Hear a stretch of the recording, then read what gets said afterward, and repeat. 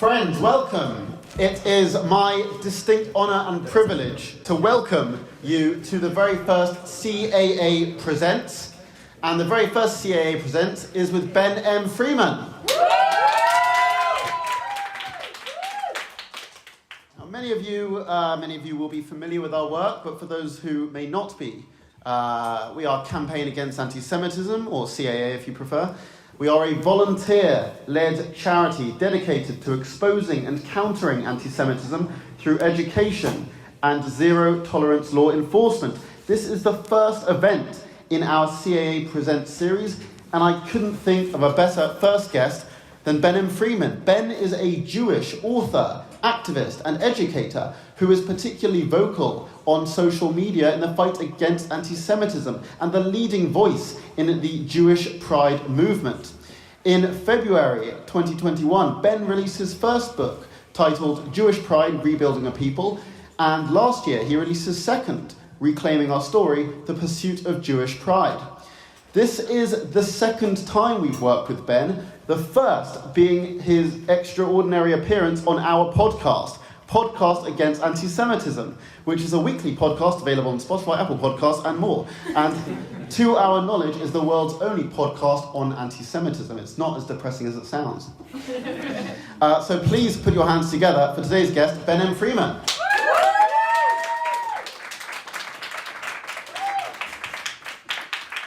So we're going to do a little interview, and after that there will be plenty of time for Q&A, followed by further mingling and socialising. Okay, so Ben, first of all, thank you very much for joining us. Thank you for having me. My first question is, for those who are not in the know, what was your first book about, and what was your second book about? Hello.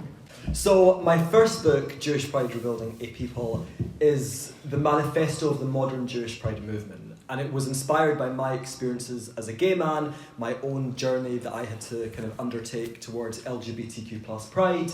And it is an examination of modern Jewish identity. And it kind of starts the conversation about shame.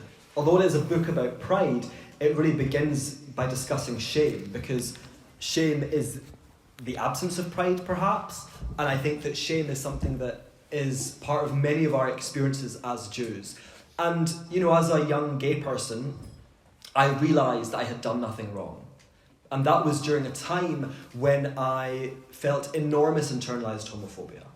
And I really hated being gay. I did not want to be gay, and I felt that I was broken and different and wrong. And then one day, when I was about 17, I had a realisation, and it was that I had done nothing wrong. And that started me on a long path. It wasn't quick. I mean, it took about a decade, but a long path towards not just being comfortable with my sexual orientation, but being proud of it. And I think that's something that's really important. The Jewish community and all communities should not just be aiming for an absence of shame. We should be pursuing pride. We should be proud of ourselves. We should be celebrating the communities that we're a part of, the heritage that we belong to, the cultures that we interact with, hopefully on a daily basis. And the book takes the reader through this journey. And the last words of the book, which actually is, I used the last words of the first book, and it's also the last words of the second book. And I was a bit worried that people would think I was cheating, like not thinking of a new ending, but I think it's quite powerful. It said, Am Yisrael Chai, the people of Israel live proudly. And that's what this is about. This movement, this book, is about helping Jewish people overcome shame, overcome internalised anti-Jewishness, and see their Jewishness as a source of pride and never shame. And the second book is a deeper dive into internalised anti-Jewishness. And that's kind of more commonly referred to as self-hate, but that's not a term or verbiage that I think is useful. So I would say internalised anti-Jewishness, internalised anti-Semitism, whatever you want. And the reason I wrote the second book is because I was in Hong Kong. I used to live in Hong Kong, and I was stuck there because the COVID restrictions were really intense. And I wasn't travelling. I didn't travel for 2.5 years. And I was doing lots of events online. You know, that was one of the amazing things about launching a first book during that experience, is that people were very into Zoom. Now less so, I think. But still, you know, Zoom is useful. So I did all these events. And I address internalised anti-Jewishness in the 4th chapter of book 1. There's a whole chapter about internalised anti-Semitism, as I called it then. But in every single event that I did, that was the chapter people wanted to talk about. And then people would message me, would DM me on Instagram, on Twitter, and say, this book helped me deal with my internalized anti-Semitism. That's what they said. And I was like, there's a bigger story here. And then I started to reflect on my own experiences as a young gay person with internalized homophobia. And the second book is really one of the first books in a century on this topic, because we as Jews are pretty rubbish at talking about shame, at talking about the impact of Jew hatred on us, of talking about internalized anti-Jewishness. So for me, it's trying to introduce the conversation, get people to think about it, and again, taking people through a journey, but in a sense, holding their hand. Because there's shame in shame sometimes. You feel shame and then you're ashamed of feeling the shame. It's this horrendous shame cycle. And actually, again, the thing that we have to remember is that we've done nothing wrong. We feel shame because we are a minority in a world which does not treat us as equals, which defines our narrative, which imposes shame onto us. So our job is to reject that, reject shame, reject non-Jewish definitions of Jewish identity, and explore what it means to be a Jew through the exploration of our great civilization. Because that is what we are. It's not just, this is very intense with the reverb. We are a civilization.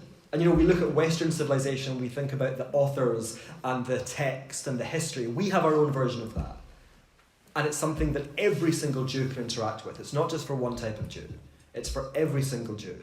And we should be proud of our Jewishness and see ourselves through our own eyes. We're not looking to the wider world for acceptance. We're not looking to the wider world for them to tell us who and what we are.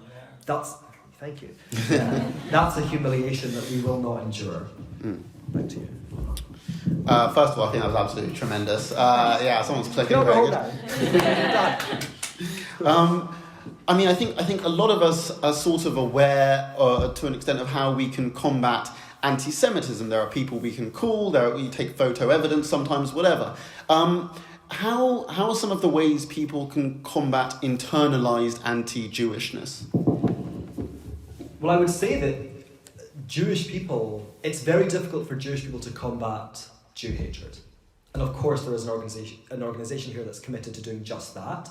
But the thing that we have to understand is that Jew hatred is a non-Jewish problem. LGBTQ plus phobia is not an LGBTQ plus problem. It's the same for every single community. These are problems from the wider world. So we have to understand that. And then we consider, okay, well, what work do we have to do? Well, our work is to undo the shame, pursue pride. And for me, it all starts with education. And I'm a history teacher, so of course I would say that. And if you would catch me another night, I would have a slideshow and a little pointer. Because I love to teach, I love to educate. That's really, even the books, that's what they are for me. It's an opportunity to educate. And we have to know who we are. That's where this starts. It's not just about picking some kind of superficial, perhaps, manifestation or expression of Jewishness. It's not just about, and we can do this, but it's not just about eating smoked salmon bagels, right? Or hummus or falafel. It's not just about doing those things. And if we only engage in that surface level, then we're kind of missing the great well that our civilization has to offer us. So it has to start with education. Who are we? Where did we come from? What was our story? What is our community? What is our experience? And the good as well as the bad. Often Jews only talk about Jew hatred. Jewish education has often in the last 50 or so years, centered solely on the Holocaust. We cannot be defined by what is done to us. We have to define ourselves via our experiences, our identity, our history, our story. That's why the second book is called, I almost forgot what the second book is called there. Reclaiming Our Story. They're quite similar in titles. Reclaiming Our Story. It's our story. We get to tell it. And that's what we have to do. But you have to know the story. Right? And actually Jessica right here is one of my best friends. And I had included at the end questions that I wanted the reader to engage in, kind of like book club questions. And I was on the phone, I was staying at your house, Julie, and I was on the phone to you, Jessica. And Jessica was like, what should I call them? And she was like, we'll call them a chavruta. Because there is this great tradition within the Jewish people of studying in pairs. And Daf Yomi is the study of the Talmud, and every day a different page of the Talmud is studied. But for the people engaging in a chavruta, or in Daf Yomi? Are they like kindergartners, just picking up these texts and engaging in study? No. You have to go through the different stages of learning, and we have to do the same thing. We can only engage in the important conversations, we can only engage in studies or conversations or dialogue about Jewish identity and Jewish civilization if we've done the basics. So the basics are that we're an indigenous people who come from the Levant, the land of Israel, and we had sovereignty there on and off for thousands of years, depending on sometimes kingdoms, sometimes just different territories, and then we were expelled. And why were we expelled? We were colonized. And we have to know our story. We cannot be looking to other people to tell it. But we have to learn it ourselves. We have to do the work. And it sounds like, in a way, kind of boring. Like, okay, everyone has to do the work. But you don't all have to be a history teacher. You don't all have to write a book. In fact, please don't, because then that will flood the market, as they say. But we all should have fluency. It's that fluency of like, okay, this is where we're from, this is the basics. And every single Jew should know that. Like I always say, the first mention of the word Israel was on the Merneptah stele, an Egyptian engraving from 3,300 years ago. And then that was the Egyptians engraving. We weren't talking about ourselves, they were talking about us. And they were celebrating the defeat of the Jews in battle, or the Israelites, which, a bit par for the course. But they were writing about us. So what can we extrapolate from that? We were established enough to be written about. We weren't just some, nomadic tribe that was wiped out. No, we were a thing to be reckoned with, and they wrote about us. That is something every Jew should know, because they're our ancestors. Whether it's, from a heritage perspective or just a cultural perspective, that's how our story began, or that's at least the beginnings of our story. And that's what we have to know. In your book, you detail many different manifestations of internalized anti-Jewishness. Yeah. And one of the manifestations you talk about is how, because of external anti-Semitism, Jews can end up hating their bodies, the way they look. And I think you have crafted one of the finest comparisons between nose jobs and circumcisions I've ever seen in my entire life. I honestly don't remember. You tell me. Okay, well, look. I've not read the book. In the book, you draw this parallel where in ancient Greece... Yes. Ancient Israel ruled by Greece. Ancient Israel I do remember this. Ruled by Greece. This is why I shouldn't be explained. But in order for Jewish people to compete in sports where it was typically done naked... Yeah. They would reverse their circumcision so that people would not know that they were Jewish. Yeah. Because if they did know that they were Jewish, they would be mocked, beaten, or worse. Yeah. You also talk about nose jobs and how a lot of Jewish people have a complex about their noses due to stereotypes. I was wondering if you could just talk a bit more about how anti-Semitism plays a role in how Jews view their bodies. Well, one of the first things we have to do when considering that question is understand that Jew hatred or anti-Semitism is a racism. And then people often get confused when I say that because they say, but Jews aren't a race.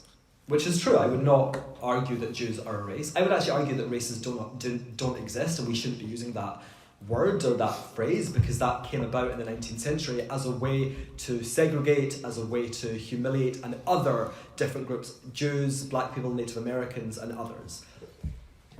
Racism is an action. There's an Asian American professor called Dr. Geraldine Heng who says that groups are racialized. So it's a doing word, it's a verb. It's not a noun, it's not a thing. And different groups can be racialized. So it's not about being a race, it's about the experience of being racialized. And there are many groups that are racialized, and we are one of them. And we have been racialized for about 1,000 years.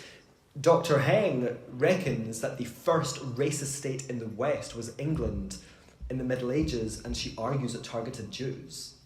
So this is... Say again? Surprise, surprise. Well, yes. Precisely. That's here, right? That's in England, that's in Britain. It's not in Germany, where pseudo-scientific racism emerged in the 19th century. So once we understand that Jew hatred is a racism, because number one, it targets aspects of our bodies. It targets our hair, it targets our noses, it targets our lips in some cases, and yes, our genitalia, right? The Jewish penis is, some people are obsessed with it, absolutely obsessed. And that, of course, imposes shame onto us, because we're a minority. And I know that sometimes in North London, perhaps, or in places like New York, excluding Israel, right, okay? Because Jews are actually a majority there. But in the diaspora, we're a numerical minority. And there is always a power dynamic between the majority and the minority. So we have our stories told to us. And one of the stories that are told over and over again is about how we look. I used to want to get a nose job. I used to dye my hair blonde. Like, that's a bit weird. Like, if I start thinking about it, it's not like a very healthy thing to have done. And people used to say that nose jobs in the Jewish world were a rite of passage. That's horrifying. When I was working in Hong Kong, and if one of my Asian students had come up to me and said, I want to get double eyelid surgery, I would have been devastated and outraged for them. But we don't see that same experience in our story. So it does make us ashamed. Because, and let's think on even just taking out the Jew hatred. Just put that to the side for a second. There are Eurocentric beauty standards which exist in this world, right? Because of the dominance of Europe. And that is often like the blonde-haired, blue-eyed, etc. The Aryan, basically. And we also have to recognise another truth from our identity and our experience, that we come from a certain place. And for about 2,000 years after we were colonised and expelled, we basically only married each other. It's like non-gross incest. And that's really it. Like, it's, Jews were marrying Jews. Jessica and I are not related, and we were in New York. I was thinking about this earlier. In New York, putting another friend, Kathy, into an Uber. And there was about 4 bouncers outside. Do you remember? And they said to us, are you two related? And we said, no, we're just Jews. And that is something we deny, though. We deny that there are features common to Jewish people. And that's not to say that every Jew has them, and it's not to say that that is the only way to define Jewishness. It's not even to say that that's the way we define Jewishness at all. It's just an aspect of the Jewish identity or experience. But because of things like the Shoah, the Holocaust, where they did talk so much about how we looked, where they did talk so much about, the ancestral nature of the Jewish identity or the Jewish people, we reject it. And we say, no, that's not true. To recognise that there are features common to Jews does not in any way justify the racialising that Jews experience. To recognise that for many Jewish people, not all, but for many, there is an ancestral aspect to Jewishness does not justify what the Nazis said. But this is trauma. The Jewish people as a collective, not necessarily individually, who knows, right? That's each of you will have to do that kind of introspection yourself, but as a collective, we have endured so much trauma, but we don't talk about it. So we have to understand that the way that we are treated, the way that we are perceived, the stories that are told about us, they impact us. I was rubbish at science, but I do remember osmosis. And that's what it is. It passes through our, whatever it is. I don't remember that one. It does. It passes through our membrane and it becomes part of our psychological makeup. And we have to reject it because we cannot define beauty via the physicality of one specific people. Beauty comes in many different shapes and forms. And I think it's really interesting and important to understand this about the Jewish experience. Jessica and I, she's getting a lot of mentions, we also saw Funny Girl in November with Leah Michelle. It's about the story of Fanny Bryce. It was amazing. It was quite extraordinary actually. And in the reviews, someone said, it's so outrageous that anyone would say that Leah Michelle wasn't beautiful. And Leah Michelle's, from an ancestral perspective, half Jewish. I'm not entirely sure what her relationship with Jewishness is. Her father's Jewish, her mother's Italian Catholic. Her father's a Sephardic Jew. And it's, for Jews, it's like, well, of course there's a time, and even probably not that long ago, that people would have said someone who looked like Leah Michelle was not beautiful. Because she does not fit Eurocentric beauty standards.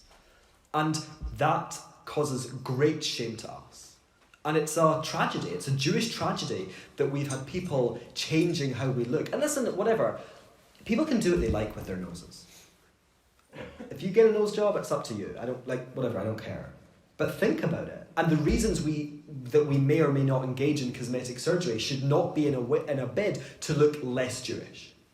And we have to understand that the modern nose job was basically invented by a Jew, Jack Josephs in Germany, helping people look less Jewish. And he gave out free nose jobs in the beginning of the 1930s to help Jews pass.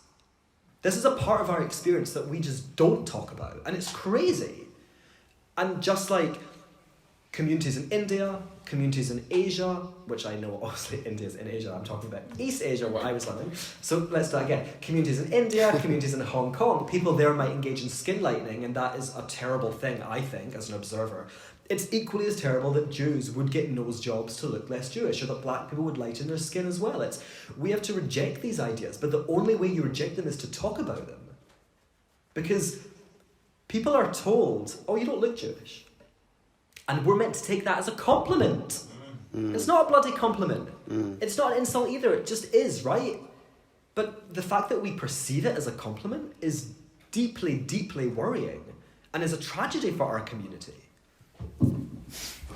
What a note to end on.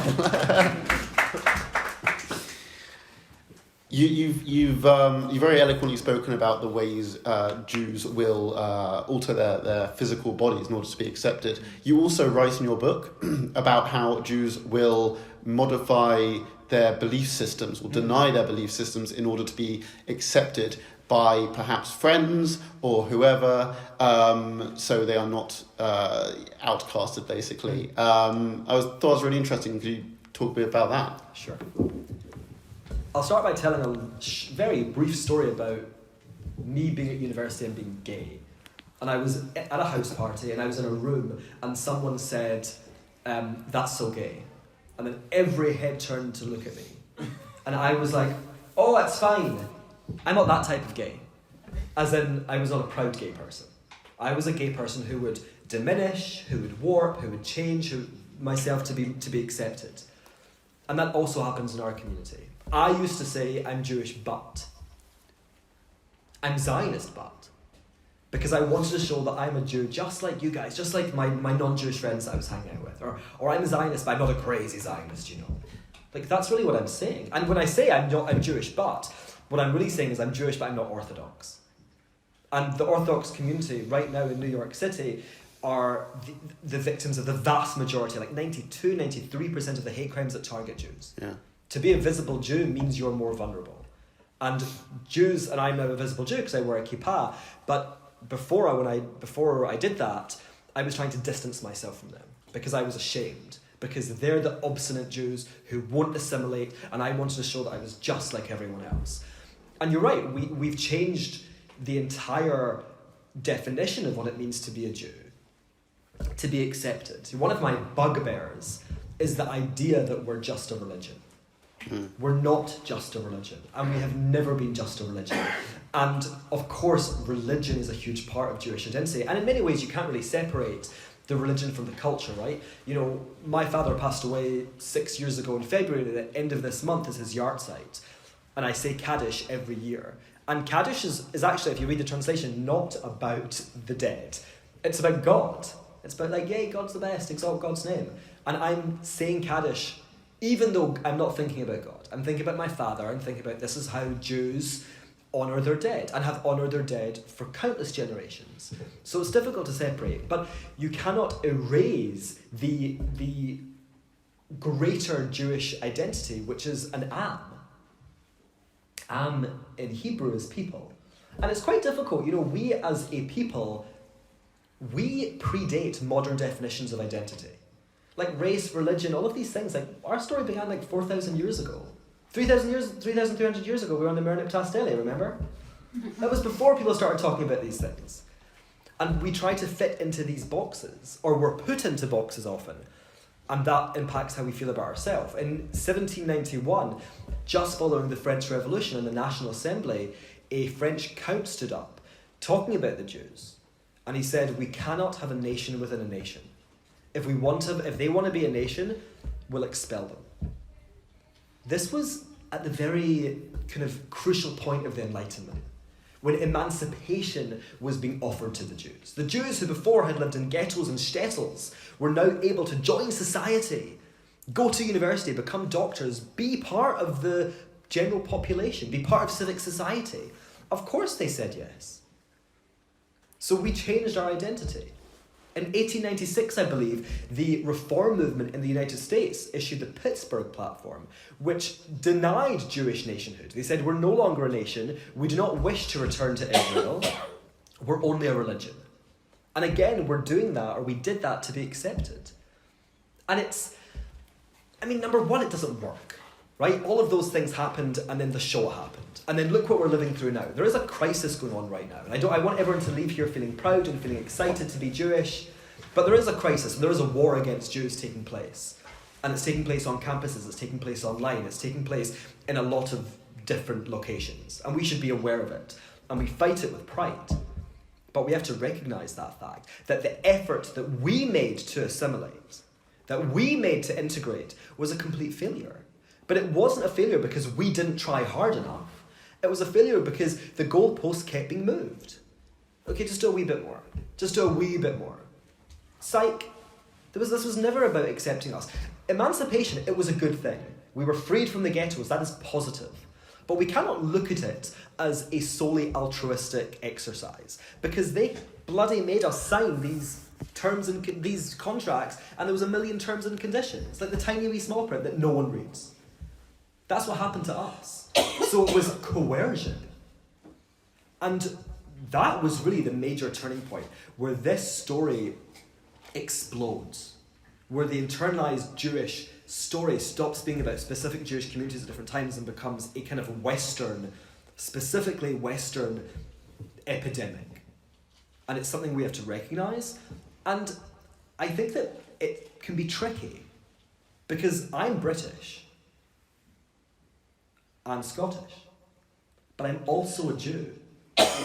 And we have to figure out how to have hyphenated identities. British Jew, Scottish Jew. And I believe that integration for Jews, I use the word inherently, I don't know if I really believe it's inherently, I think it operates this way. Integration is incredibly difficult, because we're trying to integrate into societies that were built in opposition to us, at a foundational level. And an individual Jewish person can live in non-Jewish society and have a great time. But there's always two levels to this. One is the individual, the personal, and then one is the collective. How do the Jews integrate, as opposed to how do I as a Jew integrate? And there, of course, is connection and correlation, but they are, it's complicated, there's separateness there. And I think that we have to think about how these things impact us, what it means to be a minority. Number one, recognising that we are a minority, actually. Number two, recognising that many of us hold trauma, that trauma manifests in a myriad of different ways. And that the last thing that we have to understand is that Jewishness does not belong to us. Jewish pride will have been a successful movement if, long after I've gone, people are still talking about pride. This is multi-generational. We are caretakers of this beautiful thing that we've been handed, and it's our job to mend it, to repair it, to rebuild it, to reclaim it, before we pass it on to the next generation. And we do them a disservice if we don't do the necessary work. In both of your books, it's kind of the same structure. The first half is history and theory, and the second half is a collection of interviews. Yeah. I want to know why did you decide to lay your books out this way, and how did you decide who to interview? I planned the structure of the books like I planned a class. And you think, okay, what do you do in the first lesson? That's like the prologue. Then what's like the first couple of weeks? That's the introduction. And then you get into the meat, right? It's about laying that groundwork so the students are able to understand the content that's coming. And this work is a bit weird. It's very weird, to be honest. But it's weird because on one hand it's academic, and intellectual and theoretical. But on the other hand, we're talking about real Jews. We are not, as the non-Jewish world claim us, just an idea. We're real people with real experiences of the world. So when talking about Jewish identity, you have to speak to real Jewish people. And in the first book specifically, I was very regimented with how I chose people. I wanted to choose an Ashkenazi Jew, a Bet Israel Jew, an Ethiopian Jew, a Sephardic Jew, and an Mizrahi Jew. And then there was other Jewish stories that I encountered that I thought were interesting. There was a non-binary Australian Jew, there was a black American Orthodox Jew, I thought were interesting stories that would add a richness. With the second book, it was, in a sense, a little more complicated, because people had to be willing to talk about internalized anti-Jewishness, and their internalized anti-Jewishness. I've made myself incredibly vulnerable and bared myself to the world through these books, but not everyone wants to do that. I chose to do that, they're my books. So I put out a little shout out on Instagram, and I said, if anyone has experienced internalized anti-Jewishness, would you mind speaking to me? That was really it wasn't more complicated than that. And then I got, a number of different messages, and then I kind of did a pre-interview. And the last interview in the book is a woman called Livia, and her story is incredible. It's just so crazy and fascinating. And she was added later because there was another interview who dropped out, which was a little annoying. But actually it worked out well because Livia's story is so brilliant. And I did the pre-interview with her, and in my tiny little office in Hong Kong, and I came out, it was a Friday night, and I came out to the living room, my partner was playing PlayStation. And he used to wear big headphones. And I said, take the things. And I was like, that was the craziest story I've ever heard. And I was like, I think it might be too crazy for the book. It hits every single possible manifestation of internalized anti-Jewishness in one story. It's mad. And he was like, well, that's why you have to include it. So for me, I just wanted to tell real people's stories. And I wanted to illuminate the theory. Because I try to write these books to be as accessible as possible. And I think I succeed in that. Although you are really the people who should be judging that. But it's still complicated stuff. It's simple. We're talking about thousands of years of identity, thousands of years of trauma, thousands of years of complexity. And even I have to say, when I was writing the first half, especially of the second book, there were times I would write something, and I would know it was true because I've done the research, but part of me was like, am I overstating this? Is this really is it as bad as this? And then I did the interviews and I was like, whoa, so much worse. And they were real people's stories. It was not figures from history, it was not theory, it was real Jewish people who were not well known. Right? This was not also a group. The first book, the people were more well known. There's Rachel Riley, she's an interview, she's obviously a famous person. But in the second book, they were just real people. And I was so honoured that they trusted me. Because it's an incredibly courageous thing to bare your soul. And to talk about that incredibly complicated, intimate self-perception. And there is always also the opportunity that people judge. And I'm so grateful to them, and I think it makes the books, or these interviews make the books more compelling, more interesting, and more real. And that's what I wanted more than anything, is for this to speak to people. This was not just a book that people would study in a library or in a class and then put away and it would get dusty. I want people, again, Jessica always says to me that she's bad with her books, she writes in them and they mess up. I want that. I want people to engage with this. And the interviews really help that, because they cancel out any shame. If you're feeling shame reading this book, just skip to Livia. She's been through it all, and look how she's come through it. So yeah. I must confess, at the end of Ben's first book, I went through all of the interviews, and one by one, I messaged all of the guests, and most of them have now been on the podcast. Ah, maybe. Yeah, I saw Amy was on recently. Amy was on, Isaac De Castro was on. What has the reactions to your books been? This is I like this question, but it's also an odd question, because I'm have to talk about how much everyone likes my books, which is very nice. Yeah, the reaction's been amazing. It's, when I wrote the first book, I wrote the second book, I think, actually. I was still living in Hong Kong. And I was doing all this work and doing all these engagements and tweeting and Instagramming, but I was so physically separate. And I would say to my partner, because this work is hard, and it weighs on you, and it definitely has an impact on mental health. And I said to my partner sometimes, I don't know if this is working. I don't know if this is making any impact. And what I've learned by going on the tours, I was in America in October, I'm going again in a couple of weeks, and twice more this year, that's when I get to see the impact. And people come up to me and say, tell me it's changed their lives. Which is so bizarre, and it feels very awkward saying that in front of all of you, because it's a bit embarrassing. But it's true, because it's the first book of its kind, I think, to offer history and offer theory and offer context but still speak to people's emotions. And without judgment, you can never educate with judgment. Now, I never stood in front of my students in Hong Kong being like, you don't know this? Psh. That's not how you educate. You lead people through and say, like, come on this journey with me. And that it's the reason I keep on doing this work. You know, if it hadn't made an impact, if it hadn't spoken to people, who knows if there would be a third? There will be a third. But who knows if there would actually be a third? Yeah, it's amazing. I think that there are definitely certain quarters, particularly in the United States, where it's very challenging. Because it challenges a lot of the preconceived ideas that I think particularly American Jews had about their status in American society, the role of the Jews. You know, even during the Kanye debacle, I heard American Jews say, we shouldn't say anything. We should just keep our heads down, which is ludicrous. Not only is that, it just doesn't work, number one, but also like, so we just don't get the inspiration? Our kids don't see us fighting for them?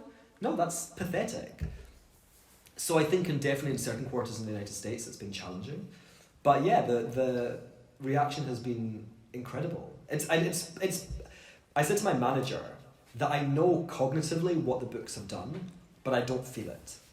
And I said that's a good thing.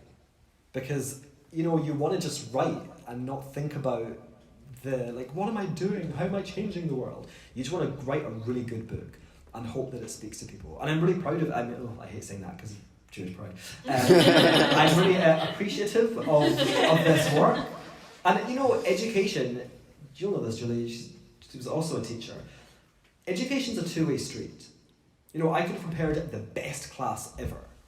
And if it was an after-lunch slot and the students were like in their carb coma, then, you know, if they're not listening, they're not listening. It is a two-way street. And the fact that people are receptive, the fact that people come to events, the fact that people buy the books and talk about the books and let it into their minds and their hearts it's an incredible privilege to get to, make a living from writing about one of your great passions is something that I will never take for granted.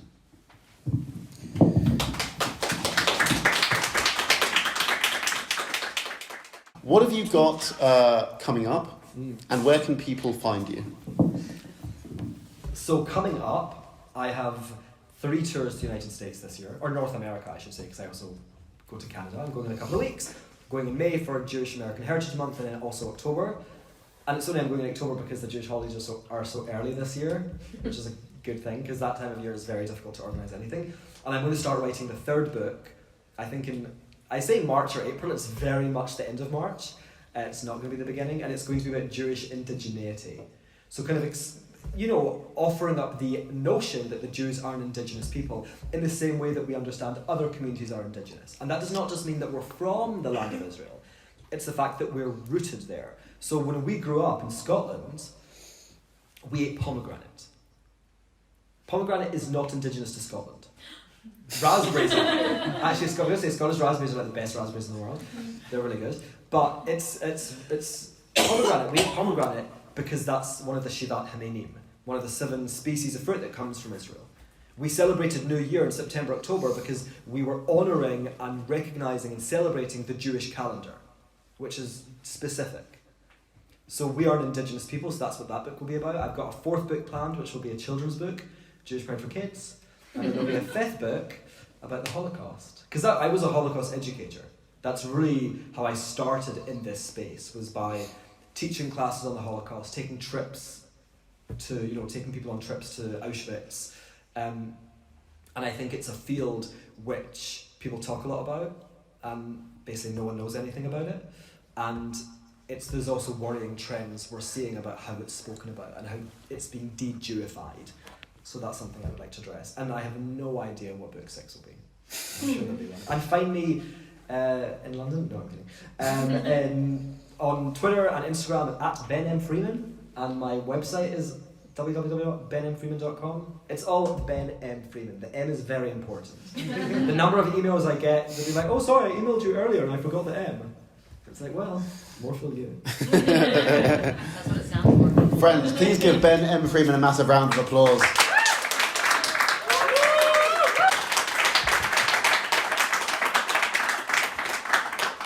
to read exactly what Ben is saying. I believe his books are available for purchase on Amazon. Yeah, indeed. Now, you may have seen on your seats, we left you some little cards, but if not, no worries, to stay up to date with us. If you would like to volunteer or donate or listen to our podcast, go to antisemitism.org, and you can follow us on social media, where our handle is @antisemitism on all platforms. Thank you so much for coming. We have the place booked till 9:30. So until then, go drink, go eat 17 sushi. minutes. 17 minutes. And I will see you at the next CAA Present. Thank you very much. Go home safe.